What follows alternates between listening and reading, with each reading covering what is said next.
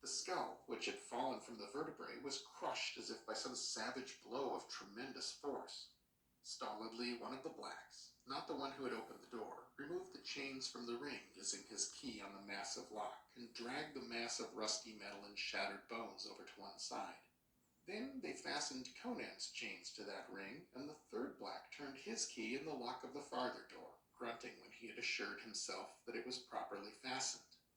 Then they regarded Conan cryptically, slit-eyed ebony giants, the torch striking highlights from their glossy skin. He who held the key to the nearer door was moved to remark gutturally, "This is your place now, White Dog King. None but master and we know. All palace sleep. We keep secret. You live and die here, maybe, like him." He contemptuously kicked the shattered skull and sent it clattering across the stone floor.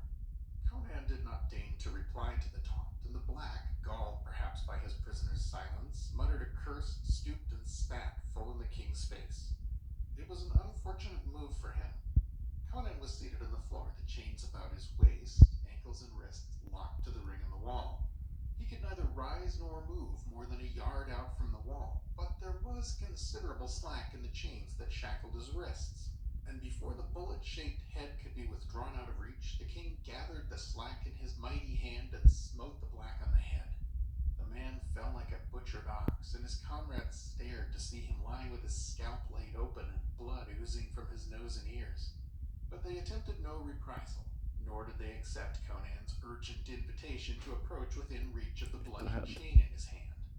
Presently, grunting in their ape-like speech, they lifted the senseless black and bore him out like a sack of wheat, arms and legs dangling. They then used his key to lock the door behind them, but they did not remove it from the gold chain that fastened it to his girdle. They took the torch with them, and as they moved up the corridor, the darkness slunk behind them like a inanimate thing. Their soft, padding footsteps died away with the glimmer of their torch, and darkness and silence remained unchallenged.